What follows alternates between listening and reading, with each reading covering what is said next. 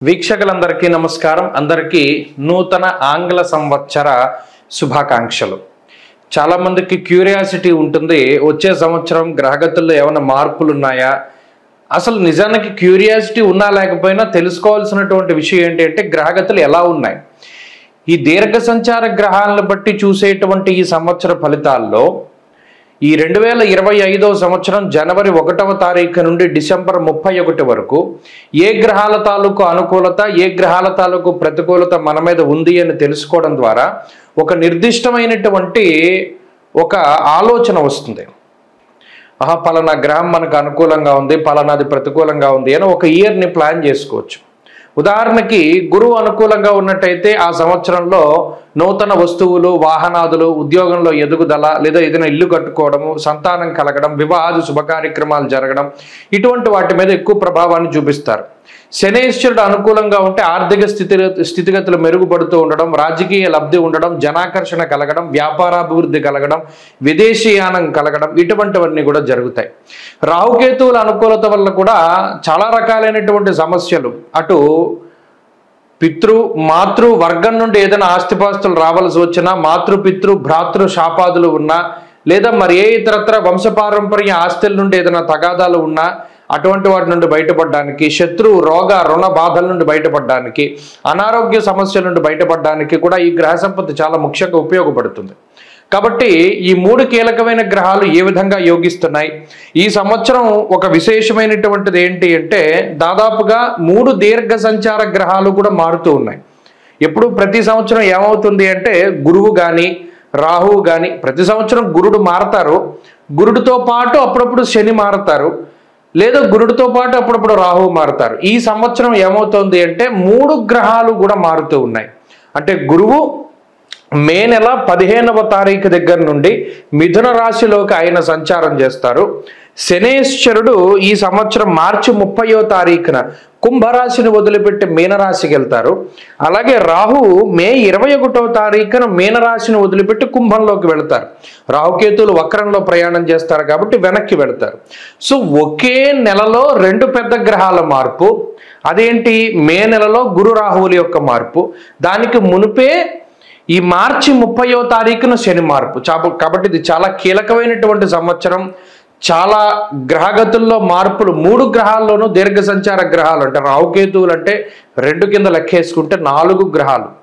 ఈ క్రియాశీలకమైనటువంటి మార్పుల్లో లాభపడేటువంటి రాశుల్లో మీ రాశి ఉందా లేదా అనేటువంటిది మనం తెలుసుకుందాం. 2025వ సంవత్సరం మీనరాశి వారికి ఏ విధమైనటువంటి ఫలితాలు కలగబోతున్నాయో ఈ కార్యక్రమం ద్వారా తెలుసుకుందాం. నిజానికి ఈ సంవత్సరంలో 3 దీర్ఘ సంచార గ్రహాలు అనుకూలంగా ఉండేటువంటి రాశుల్ని చూసాం, 3 దీర్ఘ సంచార గ్రహాలు అనుకూలంగా లేనటువంటి రాశుల్ని చూసాం.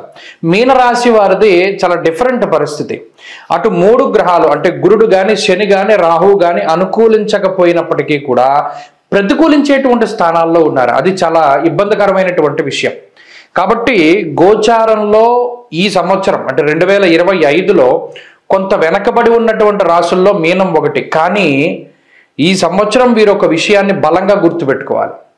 ఒక పాజిటివ్గా టైం ఉంది, గ్రహాలు పాజిటివ్గా ఉన్నాయి అంటే టైం బాగుందని. మరి టైం బాగా లేనప్పుడు కూడా తెలుసుకోవాలి. అంటే ఏ రకంగా మనల్ని ఈ సమయము అంటే సమయం అంటే కాలస్వరూపం, ఆ కాలం అనేటువంటిది ఏ విధంగా మనల్ని ఇబ్బంది పెట్టచ్చు అనేటువంటి విషయంపై అవగాహన గనక ఉంటే కొన్ని ఉపద్రవాల్ని స్వయంగా మనం అడ్డుకోవచ్చును. అంటే ఉదాహరణకి తేజోహ నిర్మతిర్భ్రం సోమనఃపీడ అభయంతదా, శని జన్మరాశిలో సంచారం చేసేటప్పుడు వ్యసనములు అలవాటవుతాయి. అంటే ఏదో ఒక చిన్నది హ్యాబిట్గా మొదలై అది వ్యసనంగా మారుతుంది. ఆ వ్యసనం వల్ల జీవితం ఇబ్బంది పడేటువంటి పరిస్థితులు ఉంటాయి అని మనకు ఒక విషయం తెలిసింది అనుకోండి, దాన్ని అంత్యనిష్ఠూరం కన్నా ఆదినిష్ఠూరం మేలని చెప్పి దాన్ని అడ్డుకట్టు వేయడానికి అవకాశం ఉంటుంది. ఆ రకంగా ప్రయోజనాలు చేకూరుతాయి. అంతేగాని సరే మీనరాశికి బాగాలేదని చెప్పారు కదా, మనం ఈ వీడియో మార్చేద్దాం, మీనం బాగుందన్న వీడియో చూద్దాం. చాలామంది అలాగే ఇబ్బంది పడ్డారు. ఒక రాశి బాగుంది అంటే బాగుందని చెప్తాం, బాగాలేదంటే బాగాలేదని చెప్పేస్తాను స్పష్టంగా. ఎందుకంటే జ్యోతిష్ శాస్త్రం అనేటువంటిది రాబోయేటువంటి కాలం గురించి తెలిపేది. అది చీకటైతే చీకటి, పగలైతే పగలు మనం చెప్పగలగాలి. అంతేగాని ఒకళ్ళ మెప్పు కోసం, ఒకళ్ళ వ్యూస్ కోసం అందరూ బాగాలేదని చెప్తున్నారు కాబట్టి మనం బాగుందని చెప్తే ఇది ఎక్కువ చూస్తారు అనేటువంటి ఉద్దేశం భవిష్య దర్శనకి ఎప్పుడూ ఉండదు. ఎందువల్ల ఇప్పుడు ఈ ఏలినాటి శనిలో ఉన్నారు, ఎందుకు బాగాలేదనేటువంటి విషయం పైన కూడా అనాలిసిస్ అవసరం. ఏలినాటి శని జరుగుతోంది, మొదటి పార్ట్ అంటే ప్రథమార్థం 2.5 సంవత్సరాలు జరగాలి. ఈ 2.5 సంవత్సరాల్లోనే ఇబ్బంది పడ్డారు. ఎలాగా? మానహానిర్ మనక్లేశం కృష్యర్ భోజన పల్పసహ, నిద్ర ఉండదు, ప్రతిరోజు ఏదో ఒక తగువు, అలాగే ఆర్థికపరమైనటువంటి ఇబ్బందులు, ఏదో ఒక గొడవ, దాంపత్య జీవనంలోనో కుటుంబంలోనో ఉద్యోగంలోనో వ్యాపారంలోనో రోడ్డు మీదో ఏదో ఒక తగువు. ఇలా శనేశ్వరుడు వ్యయభావమందు నిద్ర లేక అతిగా ప్రయాణాలు చేసి శరీరాన్ని కృషించినటువంటి పరిస్థితులు ఉంటే జన్మ శనేశ్వరుడు.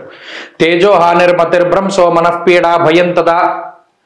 ఈ జన్మశని ఏ విధంగా ఇబ్బంది పెడతారో కూడా తెలుసుకోవాలి. ఒకటి తేజోహాని, మన తేజస్సు హరించిపోతుంది. చాలామందికి స్కిన్ ప్రాబ్లమ్స్ వస్తాయి, చాలామందికి ఈ శరీరం అనేక రకాలైనటువంటి మార్పులకు లోనవుతూ ఉంటుంది. ఏలినాటి శని ప్రారంభమైన దగ్గర నుండి వదిలిపెట్టేసేంత వరకు చూస్తే వర్చస్సు తగ్గిపోతూ ఉంటుంది, నిత్యానుష్ఠానం చేయడం తగ్గిపోతూ ఉంటుంది, దైవ దర్శనాలు తగ్గిపోతూ ఉంటాయి, భగవంతుడికి దండం పెట్టుకునేటువంటి టైం తగ్గిపోతూ ఉంటుంది, బద్ధకం పెరుగుతుంది, వాయిదా వేసుకోవడం పెరుగుతుంది ఏ పనైనాను. అలాగే దైవ నింద పెరుగుతుంది, ఏంటి నా టైం ఇలా ఉంది, నేను దేవుణ్ణి నమ్మను, ఇలా నాస్తికత్వం పెరుగుతుంది.